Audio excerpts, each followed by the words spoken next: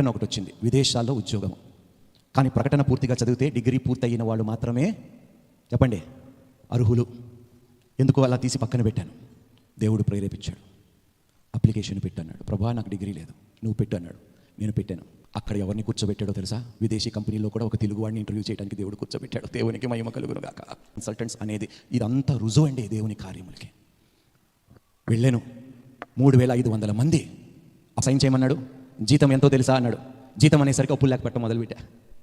నెలకి ఇంత వడ్డీతో సహా ఇంత కట్టేస్తే ఇన్ని నెలలో, ఇంత సంవత్సరం, 2 సంవత్సరాలు ఇన్ని కట్టి అని లెక్క పెట్టుకుంటున్నాను. నేను అన్నాను బహుశా 10,000 రూపాయలు ఉండొచ్చేమన్నాడు. ఆయన చూసి ఆశ్చర్యపడి, ఏమంటున్నావు నాన్న, నీ అలవెన్సెస్, నీ ఫ్లైట్ అలవెన్సెస్ కలిపి అన్నీ కలిపి నీ బేసిక్ శాలరీ 22,000, నీ అలవెన్సెస్ కలిపి 40,000 రూపాయలు జీతం అన్నాడు. దేవునికి మహిమ కలుగును గాక.